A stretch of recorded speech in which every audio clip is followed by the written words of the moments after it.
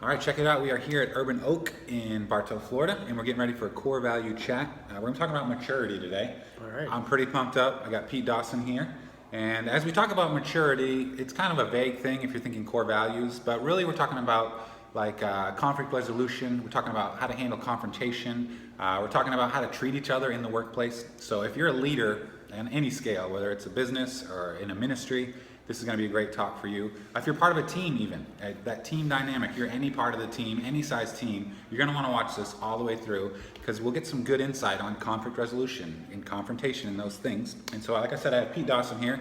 I'm super pumped because Pete, I know you've got quite a career in like upper level management positions, right? Right. What are some things you've done? So if someone doesn't know you, they're like, what does he know about maturity? What's on your resume? Well, I've managed international teams. I've managed teams of all women. I've managed teams of men and women. I've managed teams of all men. So I've had a variety of opportunities to manage people and work with different situations. So, it's been great. It's been a lot of good experience, and I had a lot of fun. So as a manager over the last how many years? 30. 30 years. How many times? Give me an estimate of the situations that you had to step into and resolve a conflict. Well, there's one. I mean, I've had several. I think because you deal with people, and it's they always say this would be a great job if it weren't for the people. Right. But there was one situation where I inherited a department that was just a mess, and they would sit next to each other, people sitting right next to each other, and instead of talking it out, they would just send these snippy little email things to them. So what I decided to do was I decided to have them send to me anonymously all of their concerns, all of their issues, all of their everything, and we were going to have department meetings, and we were going to not say who it was from, and we were going to bring it out in the open and resolve it and talk it out. Okay. And so we just wanted to do like one or two a week. What's the worst thing that's going on in your life right now? Somebody's bothering you. What is it? And so I wanted them to understand that the department meetings were a safe place, and the workplace was going to be a safe place. We weren't going to have the snipping going back and forth that had been allowed to go on for months or years before I got there. Yeah. And so they'd send me the thing, and I would really kind of wordsmith it so it wasn't offensive, and then we'd bring it out, and then we'd say, okay, how should we deal with this? One of the things was. We were converting data. We were converting customer data from just a wild, no discipline into a CRM system, and we were under a lot of pressure. So we had pressure. We had long days. We had intense things. We had threats. We had everything. And so one of the things was a person was working really hard, and the person next to them wasn't working at all. And so, hey guys, when you see your coworker working really hard and you don't have anything to do, let's figure out a way we can offload some of this and share the work. Right. Sometimes people would say, well, that's not my department, or that's not in my job description. I got my stuff done, you work on your stuff. Right. So we figured out a way that they would let me know what could be done by somebody else, and I would take somebody else and say, it looks like you need more to do, or if you need more to do, come and tell me, and we'll get you some more to do. And so really that was like, that nailed so much of it, because what was happening was some had easier customers to change, and others had really difficult, customers' names spelled wrong, all kinds of things. And so I got them to think like we're all in this together, and everybody had everybody else's back, and instead of being stabbing in the back, they were had each other's back. And so. That was the one thing. And another time I had a situation where I was working for a company that was headquartered in Spain, and the Spanish people were pretty direct and pretty almost mean. And so I could see that they were hurting the morale of the group. And so what I did was I got in front of that, and I said, I don't want you talking to my team directly. You got a problem, you talk to me, and I'll talk to my team.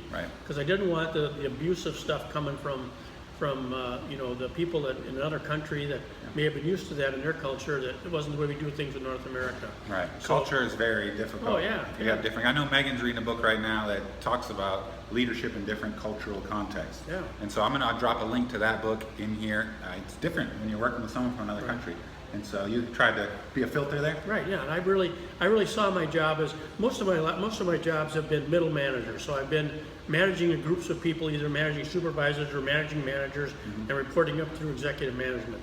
And so executive management can be pretty demanding and pretty harsh, and They want it. and so, you know, I didn't want them contaminating my team, so I would take the hit and get the abuse, and they could yell at me all they wanted to, and then I would turn around and I would figure out a way to get the team motivated. You know, it's like somebody would make a mistake. You know, instead of just taking them to the woodshed, we'd say, Right. hey, you know what? We made a mistake. What did we learn? Let's go from here and say, what did we learn today? Right. What are we not going to do again? You know, where are we going to ask for help when we need help? You know, so those kind of things where they can see, hey, you can make a mistake. Right. You're not going to get killed for it. Yep. And you know, as long as it's fixable, that's a good thing. Yeah, I So, think safety definitely on any team, having that environment Right. where you know if there's an issue, it can be dealt with and we can move on from it Yeah. is huge. One thing we talk about with Hope Project, and we heard this quote a while ago, and it was kind of like, when we're feeling frustration and where there's something we don't like that's going on within the team, we want to talk it out before we act it out. Right. Get it out in the open, talk about it, work through it. If not, you're going to be sitting there sending those snippy little emails Yeah. that you were talking about. And the So, thing that I see is when people get frustrated and people get, you know, wound up, they aren't focusing on the issue. They attack the person. exactly. It's like wait, what is the issue? Right. And let's write it down. Let's write down what the issues are. Yep. Let's write down what a agreeable solution would be, Right. and let's figure out what are the obstacles that are in the way Yes. of accomplishing what we want to accomplish. Yep. And let's attack it as a Yeah. task list. You know, it's just Yep. I know things can get real personal real quick in the Right. workplace. And Right. this isn't personal. This is sometimes it's about X's and O's. Yeah. Sometimes it's about numbers. Sometimes someone may have dropped the ball. Yeah. But you don't label them an idiot for the rest of the time you work together and start saying, this guy does this, that guy's lazy, this guy's this. It's all work issues that you can work out. And there may be a reason why they dropped the ball. Maybe they're overworked. Maybe Right. they got something going on at home. I had one situation where a person was a fairly good worker Right. working for me, and they made a mistake, and I saw they made a mistake, and it kind of came back on us. And I just sent her. I could tell she was something going on, so I sent her a note and I said, "This is not your normal performance. You know, Right. is there anything going on that I can help you with?" And she came into my office and she said yes, she was having some trouble right now with, she had just changed medication and she was having Okay. some trouble, and I said, got it, you know, Got it. take the time, what do you need, let's get this under control, you know, don't worry about the thing, Right. it's behind us, you Yeah. know. So And you know, that went a long way towards the team understanding, hey, this place is safe. Yeah. We can trust him and we'll work with him. Awesome. So safety is definitely huge with conflict resolution. There is kind of a lot of pressure though when you're going into a situation where there's going to be a confrontation. I know for me as a leader and as a team member, this is my weakest point. Like, I hate confrontation. I'll do anything I can do before I will confront somebody. Like, if I have to take on more work, if you took the buffer, like, I don't want to confront people, but sometimes it's got to be done. And Right, so, and yeah, I mean, I don't mean to walk all over you. no, go for it. The thing that I've learned is when you're gonna confront somebody, Right. write it down. Write it down. Go in with notes. Yep. You know, and you don't want to blindside people. You want to say, you know, we're having some issues, you know, and I think I want to get together and have a chat with you, and so, you know, so you want to find out, you know, there's always two sides to everything. Right. And so what's going on? What's the problem? But really, the important thing is write it down. All right, so if And you're- go in with documentation. Yeah. Go in with notes. So if you're going to confront someone, let them know ahead of time. Don't just be like, hey, I'd like to grab you real quick when I can, and then Right. blast them in the back room. Right. But let them know ahead of time, we have some things we need to discuss. And then you write it down. Right. And then you go in with your heart rate down, Right. breathing, and you make the confrontation. Let me ask you this, Gil. What would you say to someone who's going into a meeting knowing they're about to be confronted? And so their defense mechanisms are starting to shoot up. They're having arguments in their head that haven't even happened yet. You're about to be confronted. You got to handle it well. What would be a good? Well, I guess, you know, the thing that you want to, anytime there's a confrontation, you want to say, listen, we're here to find facts. We want to find the facts. Right. Okay.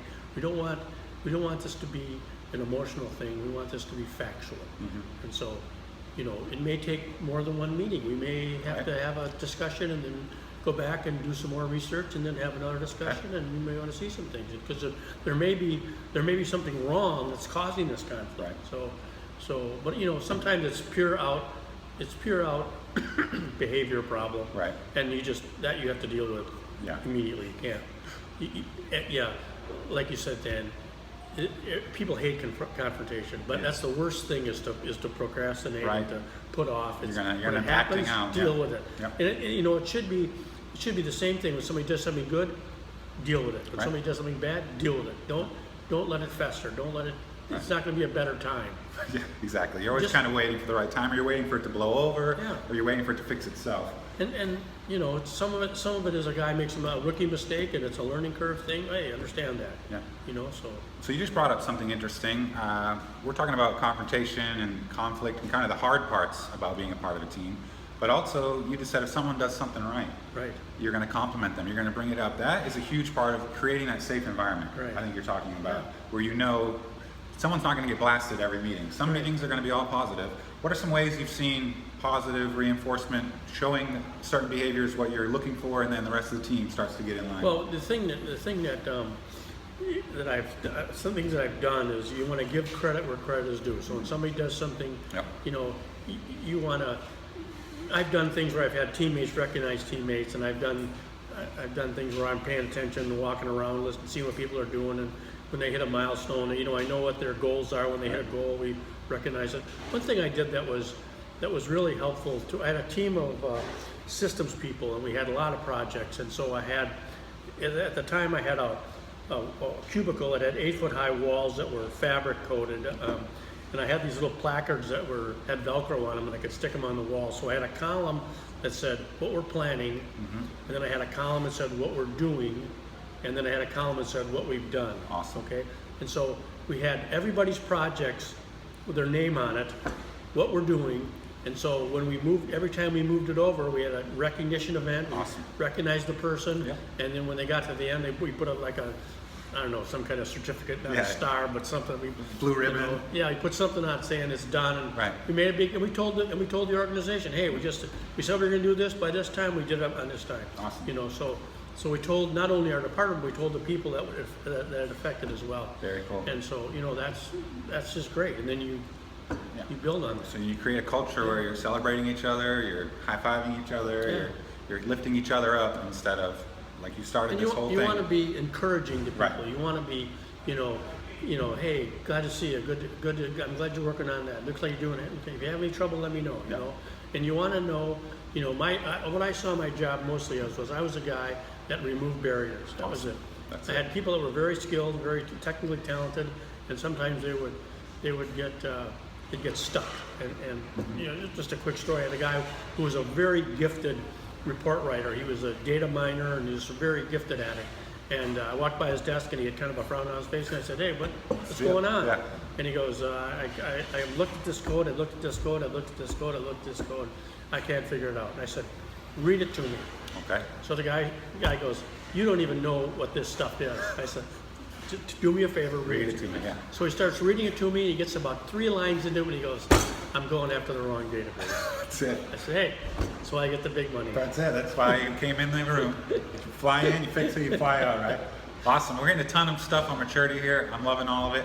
One thing when we talk about maturity at Hope Project is humor is great in the workplace, Right. but we try to avoid picking at people, making fun of people, having someone always be the butt of the joke. Right. Have you ever had a situation where you got that one guy in the office that thinks it's funny to shred everybody, and you've had to say, Right.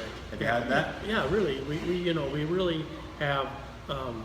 We had to kind of go through a shared value system where Okay. we respect people, where we respect the work they're doing, and we don't demean, we don't Okay. cut people down, we don't run people over, and you know, once you set up the ground rules and somebody does it, you say, you know, was that really okay to say? You Right. know, knowing the mission statement of our Right. department, knowing our values in our department, Yep. was that really an okay thing to say? And when you call them on it in front of people, it's like, oh, I guess we won't Yeah. be doing that anymore. That's not fun, you know? Yeah, and So- confrontation for me is hard. When we started these core value chats, we talked about a big picture document that we share with everyone that joins the Right. team. And part of it is to create that language so that if we have to confront a behavior, it's already been talked about. It's not catching them out of the blue. Right. They know what's expected of them. They know what's appropriate in the workplace. And so you just nailed it on the head saying, these are our core values. You've broken one. What's the deal? And, Yeah, and people. and really, you're reviewing them at least once a year. You Okay. know, you know, these are what we expect. Once again, you know, and really, it when you're running a meeting and somebody does something like that and you cut them off the knees, you know, you should say, no, we're not doing that. Right. That's not how we work. And you set the tone and you set the example as the leader. Hey, Awesome. we're in this to do good work and not that kind of work. Awesome. I love all this. I got one more question for you, and then we'll probably wrap it up. But I had this picture in my head of you working for a company. They have a policy that you don't even agree with, Right. but it's been broken by someone else, and now it's your job to go call them on the policy that you don't even agree with. You've been there. The wheels are turning a little bit. I'm just trying to, yeah, I think I've had situations where, You got to go to them and call them on it, but in your own heart, you're thinking, Right, this is a right, you ridiculous know. policy And- anyway. and it's the dangerous thing you can't say is, you know, is this a stupid rule? Right, you can't go in and say, Yeah. my boss is an idiot, but Yeah. he told me to come in here, right? Yeah, So how do you handle that? You But just- I mean, you just say, you know, this is what we, this is the rules of engagement, if you will. This is what we agreed to, we're gonna be the rules we follow when we're working together. Right. And you agree to it, I agree to it, and. We've all agreed. and somebody thought of it and we're, you know, we may not agree with it, but that's not the point. The point is, this is the process, this is the rule, this is what we agreed to. Right. And we do it. We do it. Awesome. So Pete Dawson's given us some amazing stuff. Conflict resolution is hard. Confrontation is hard. I know for me in my life, probably the two biggest moments of my life that were the most stressful, the hard meeting times, right? To step into a hard meeting. At the end of that meeting, my life took a huge step forward. I got through the hard meeting, Right. and then I took a step in life. One of them was actually I went into a meeting knowing I was going to have a conflict. I knew I was going to confront my boss even, Uh-huh. and it was difficult. And it was like I was holding on to an electric fence. I went in the meeting. I did what I knew I had to do, and it didn't go well. Right. But directly after that meeting is when Megan and I were launched into Hope Project. Right. And so now could have been the greatest decision I ever made, besides marrying Megan and a couple other things. A big decision in my life was having that confrontation, was stepping into the moment. I heard Craig Rochelle say one time, and I won't try to steal his quote, but he said it. He said, sometimes the biggest thing between you and what God has for you is the willingness to sit down and have the hard meeting. Yeah. And so that's huge. Anything else you want to share with people on maturity, workplace, anything like that? I think the big thing is be honest, you Yep. know, and be, you know, deal with it at the moment, Mm-hmm. and don't let emotions run anything. Absolutely. You know? They'll lie to you every time. Every time. You know, and always be prepared, have notes, and Get to the facts. get to the facts. Awesome. And that deals when you're encouraging people as well. Make sure you're encouraging them for the work they're doing, not for somebody else's work. You don't want to give somebody credit for somebody else's work. That's a bad thing. Absolutely. So you got a wealth of knowledge over there. We could probably do an hour and a half core value chat, but we're going to shut it down. Pete the Ace on Twitter, correct? PTAs. If you want to connect with him, he's got some great stuff. He's always putting out good content. So check him out. I'll put info in the bottom of this. Please subscribe. Please like, comment, share this. If you're part of a team or if you're a leader, this was for you. Hope you enjoyed it. And come back next week. We will have another core value chat.